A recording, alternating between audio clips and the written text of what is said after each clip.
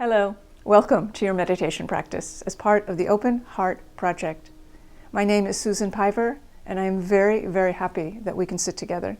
And I say that every week because every week it is true. We will sit together today for 10 minutes and we're going to start momentarily. So please get settled, whether you're on a cushion on the floor or in a chair. Both are fine. And if you sit in a chair, please sit with your feet flat on the floor. And as you get settled, I want to briefly comment on something that many of us are experiencing. And I say this because I've heard from many of you who are concerned about, have anxiety or fear or concern about the political situation in your country and your ability to navigate the very difficult conversations that are happening in our world. And if this is not you, skip ahead to the meditation, no problem. And if this is you, I hope what I'm about to say is useful. And this is in no way meant as a commentary on anyone's political beliefs. You're entitled to your political beliefs, period. But whatever you may believe, it is likely that you are experiencing some sense of feeling threatened or afraid. And I feel you. It is a very strange time right now. One of the consequences of feeling afraid in this way is that we can begin to feel powerless. We see things going on that we really do not like, do not believe in, and feel hopeless, perhaps, to influence. And I want to tell you, without doubt, that you are not powerless, and you can absolutely influence the way things happen in your world. And that last bit is the key part, your world. Because while we can't change, perhaps, overnight, or one person can't change a political direction that we think is wrong, we can have really important impact on the people and things that we encounter in our everyday life. And if you want to recover a sense of power, this is how you do it. I'm fixing to tell you. Instead of thinking about how awful everything is and trying to make really long lists of things you can do to affect change, which is great, please make whatever lists you want. But those things tend to increase our sense of powerlessness. What does the opposite is what is called generosity. Giving something to someone else, offering something to someone who may be in need. So when you start to feel freaked out and powerless and don't know what to do to affect change, instead of, getting toppled with fear and anxiety, look around you for someone who you know, preferably, although it could be someone you don't know, who is also experiencing what you are experiencing, who is afraid the way you are or anxious about what you are anxious about, and call them or do something for them, offer them something. Just check in with them to see how they are doing. Put their concerns in the forefront of your mind and see if there isn't something you can do to help them, no matter how small. And the reason I suggest this is because A, it's a nice thing to do to help people around you who are struggling, but also when you offer something in this way, you are offering something from your innate storehouse of riches. And that connects you, reconnects you, reminds you with your resources, your capacity, your real intention, and all the things about you that make you powerful. So the antidote to feeling powerlessness is not to overpower what you feel is threatening to you, but to extend generosity to someone or something that is important to you. Don't take my word for that. Try it yourself and see. Generosity, it is said, is the virtue that produces peace. So experiment and see if that is not so for you. So here we go.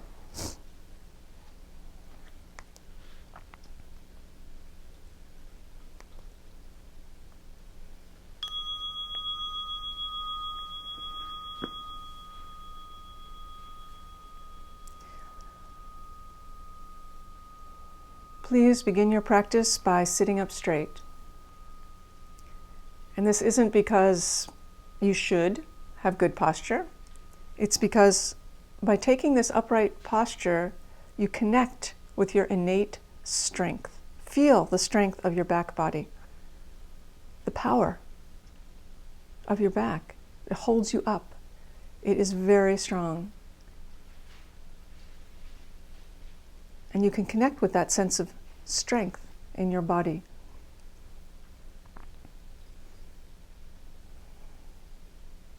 Let your hands rest on your legs, palms down, somewhere just above the knee is most comfortable for most people. And feel your sit bones pressing down into the cushion or chair, like you have taken your seat. There is no question. Boom. You are seated, as if you are a king or a queen, and a queen, on your throne, right in the middle of your life. Let there be that sense of rootedness and power, just in the way you sit. It's fierce. At the same time, you can let your body relax, your front body, your belly, your chest, and your shoulders. You can afford to soften because you have the strength of your back body to support you. So you are strong and soft.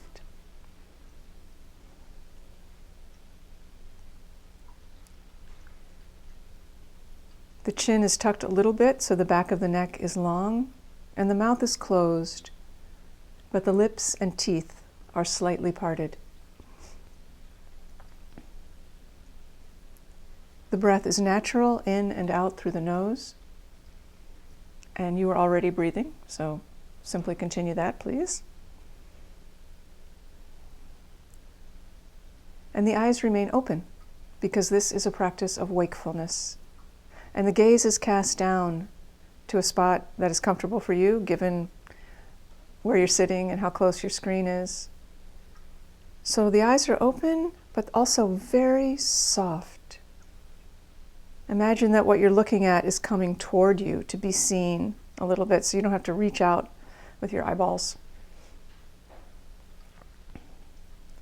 And the crown of the head reaches up a little tiny bit, while the sit bones continue to root down. So there's this simultaneous sense of rootedness and upliftedness, if that's a word.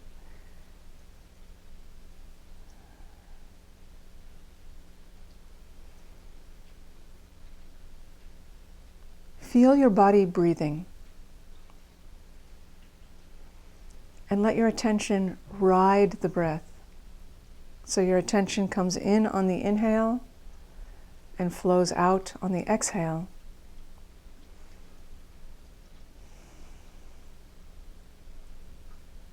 Like your breath was a hammock that you could place your mind in. It sways in and out.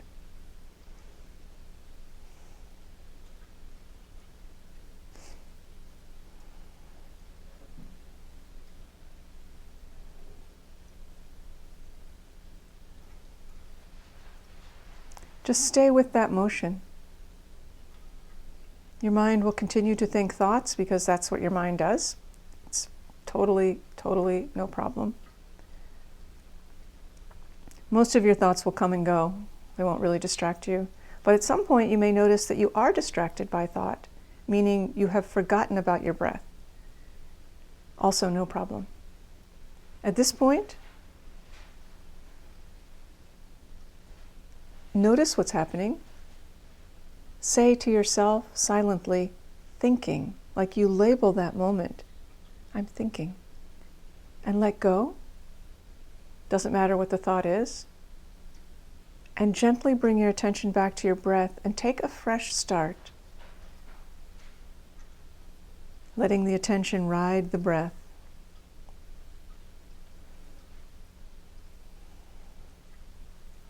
It really doesn't matter how many times or how few times you have to do this.